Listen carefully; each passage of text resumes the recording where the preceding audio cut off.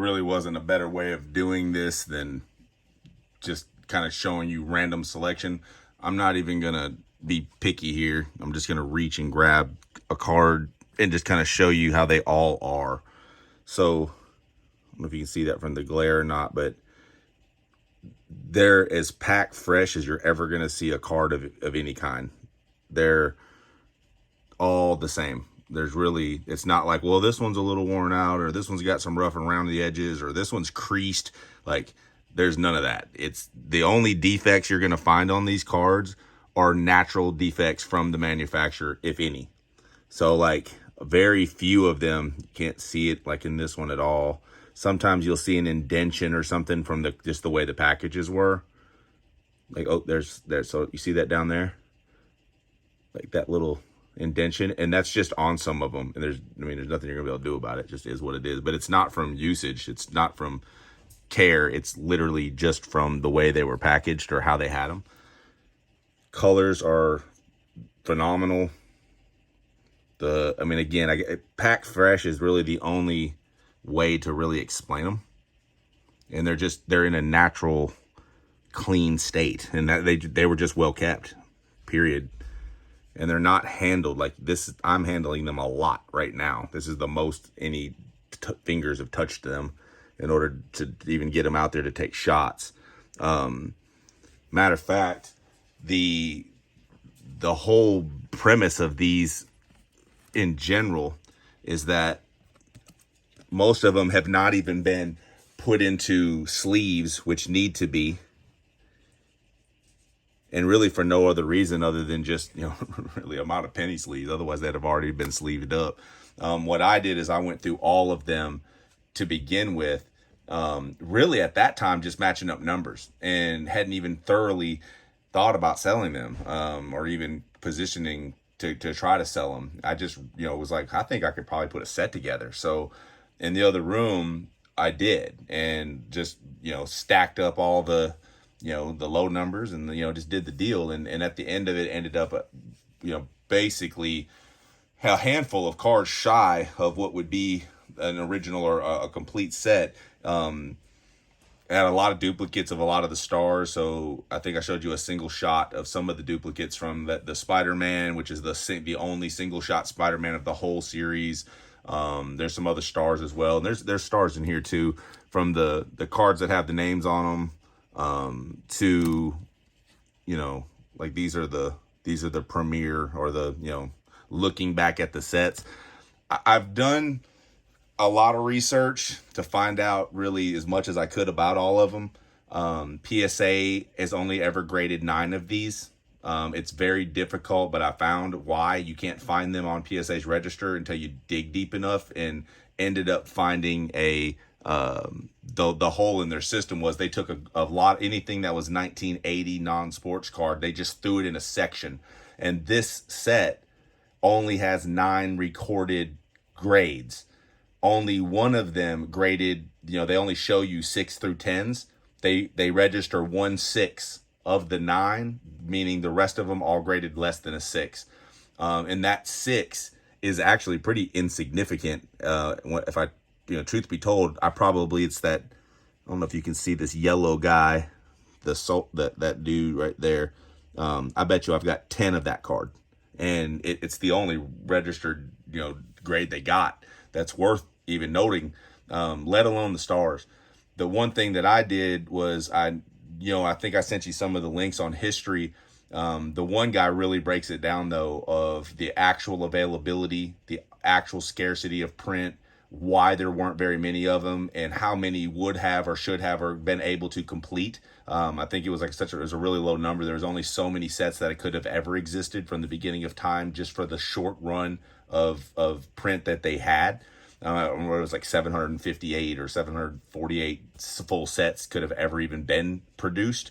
And then just law of averages, how most of them would have been stickered onto the page of whatever they were, being stuck to, and that they would have been lost.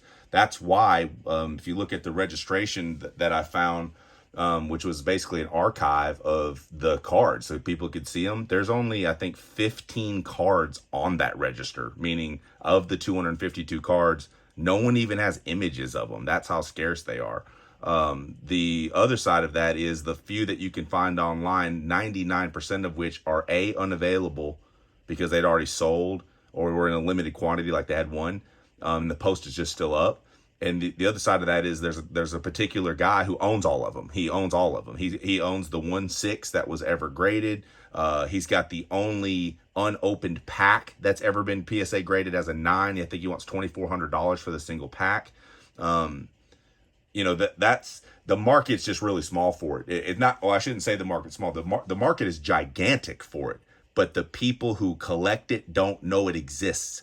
And if you look at PSA, look at the 1990 versions, like this set here. Way more common. Everybody has it, but this has the most registered, graded, traditional Marvel in the world, right? And so you can go find thousands of examples of grades, and whether it's some Spider-Mans to Hulks. What's interesting, this set is 10 years older than that set, number one. Number two, it's foreign release, which makes it a little more attractive.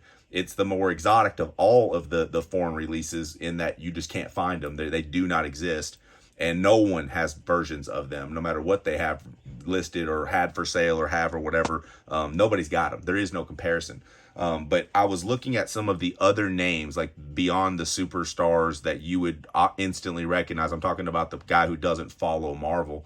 And if you look at the more popular, higher grades for the 90 series, there are tons of big names that have kind of gone under the radar, but has still sold in that $300 to $400 range recently as comps for 8s, 9s, and 10s.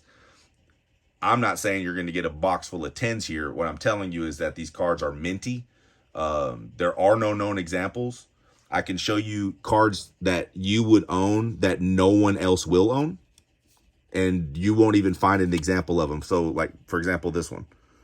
This is a binder, or the two come together, 15 and 16, to form not only a cool card, but the only one available. Like, there is not another one. And so the idea for me is, I don't want to give them away. I know what they are, and they're not going to kill me, but I do have a lot of them. I've got what you see there in the case, and then I also have these 2 stacks here, are all that one series. Then I've got multiple stacks of the Hulk 2, where aside from the 2/3 of the sets that I've got in the other room, these are all of the duplicates.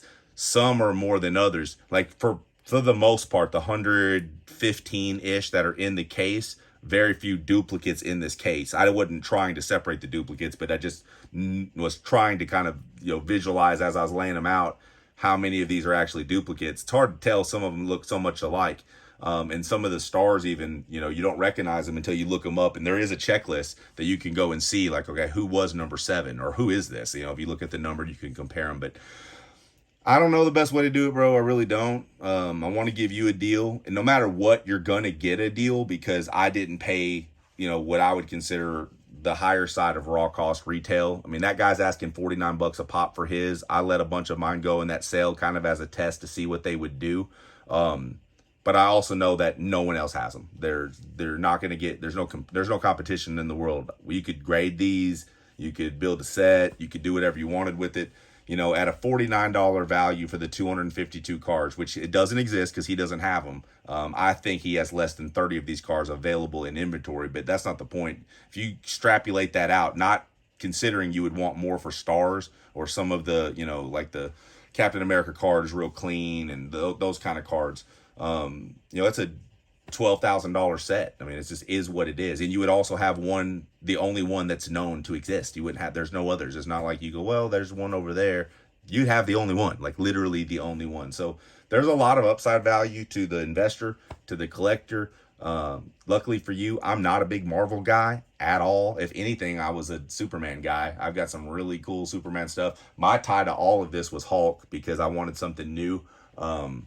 I do this, for a living, as you probably do. But like, I love toys, and we got a lot of them, so these are just a toy to me. It's also an investment opportunity for me to put money back into it. And that's why I plan on probably keeping the majority of the 2/3 of the set, just because why, it's so scarce. If the population was even in the hundreds, I would, just let it all go. I've had a lot of really cool collections come and go over the years.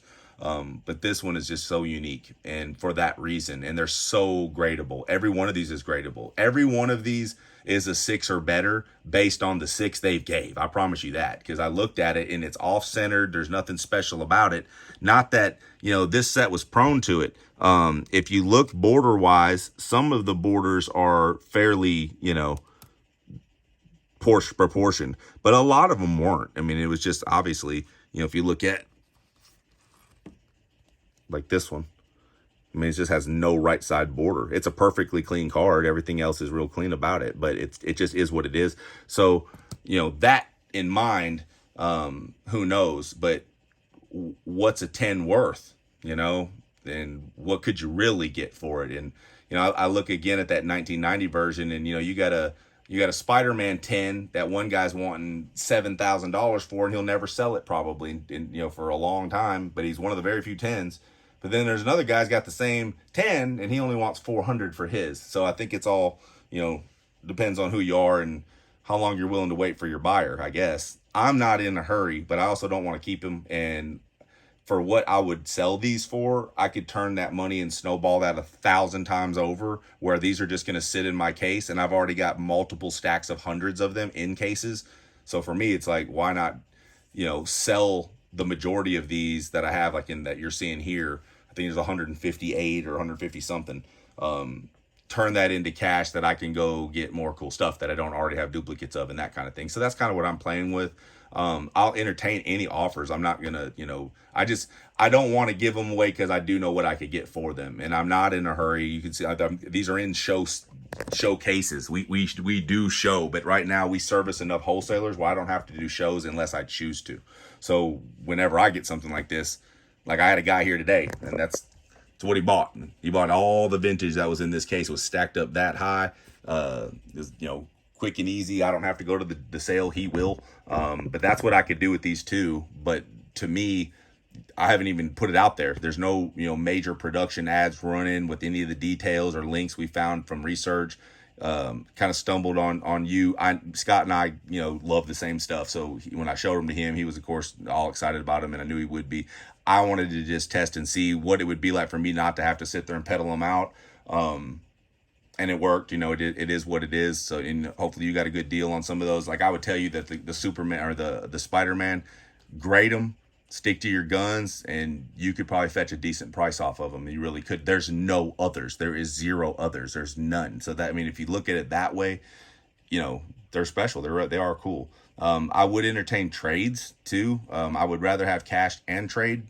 But I'm always looking for vintage, everything. So, and it's not just non-sports for me. It's all sports from boxing up, really any and all conditions. We sell large lots, into the, anywhere from 2,000 on the low end up to about 10,000 on the high end. So that's kind of, we build on those. So anything that you would have that you could trade towards it, maybe you have, a bunch of duplicates of 1955 Bowman football, but they're rough or whatever. I mean, we can always just throw some things like that together and see what that can do to help offset some cards, especially for, a large percentage of these in these stacks on the left here. There might be 4 duplicates. There could be 6 of certain cards that were obviously like not maybe like set filler, but like they just produced more of them, and you can tell just in the way the cards were sequenced, because you'll recognize them like, oh, I've already seen this one a bunch of times. And there's others though that are super scarce, where like this is the only one I had, whether there was only 2 or only 1, and that happens a lot. There's actually a ton of them in here where that is the case. But anyway, hopefully this kind of shed a little bit of light. Condition wise, like I said, the most you're really going to get is that little indention, and I think that's just the way that they were packed in, and it might have probably just been the face card, but I think there was 3 or 4 cards in each pack. But yeah, I'll try to, if anything, I sat down here to do this. I was going to just kind of look through and see how many white clean borders we were looking at, that were obviously well put together cards, and just kind of see what that quantity looks like. We'll throw some ideas around. I'm not in a hurry, but I'm willing to do something today if that makes sense. You know what I mean? So like it's whatever. I work 24/7 too, so you're never. If I don't respond, it's just because I haven't sat down yet. I run 2-day companies, and so this is my hobby, but I do it all day. So it is one of those things. So I'm available. Let's talk. Tell me what you're thinking, and we'll go from there. Thanks.